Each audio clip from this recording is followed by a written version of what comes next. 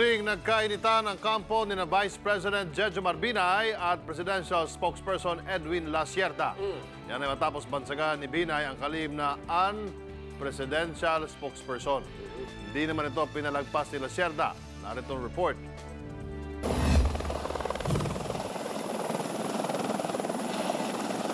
Sakay ng chopper si Vice President Jejomar Binay nang dumating sa Pangasinan. Ang mismong pagsakay sa mga chopper, sentro ngayon ng palitan ng akusasyon ng ilang presidensyable. Pero di tulad ng ibang kandidato na nakakalibre umano, nirerentahan ni Binay ang kanyang chopper. Handa rin daw itong idetalye ng United Nationalist Alliance matapos ang eleksyon. We will all abide with the COMELEC rules at yun ay nagrerenta ng mga choppers. Walang favor, walang arrangement. Ibig sabihin to ang una partido ang nag-ayos nito at siguro tinitiyak naman namin yung may-ari ng chopper ay nagbabayad ng buwis. Pangatlawang probinsya ng Pangasinan pagdating sa dami ng mga botante. At kasabay ng mga pangako sa mga residente dito, muling binanata ni Binay ang administrasyon. Tignan ho natin kung ano ang record nitong administrasyon nito sa kahirapan. You have heard the word understatement. Hindi ginagastos ang pera. Sunod na nakipagpulong si Binay sa mga taga-Boy Scouts of the Philippines pero hindi na pinayagan ng mga taga-media na i-cover ito.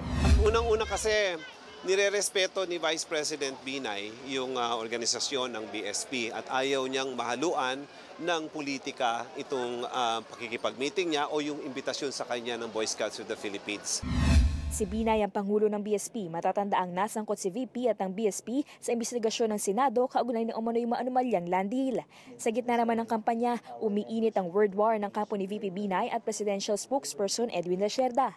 Nag-ugat ito sa pagtawag ni La Sierda kay Binay na expert in corruption nang sagutin niya ang paratang na nagagamit ang bottom-up budgeting sa kampanya.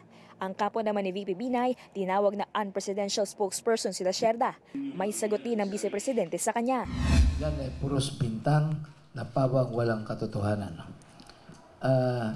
Makati speaks for itself. We were able to deliver quality education, quality health, yung kahirapan halos nawala. Depensa naman nila Sierda, ginagawa niya ang kanyang tungkulin. Hindi po akong kandidato, so tawagin niyo po ako kahit na ano. Ang masasabi ko po sa inyo, I'm the spokesperson of the President. Sila, they're the spokespersons of corruption. Umaaksyon, Beverdera, News 5. Be sure to come back. Use 5 everywhere. Copyright 2016.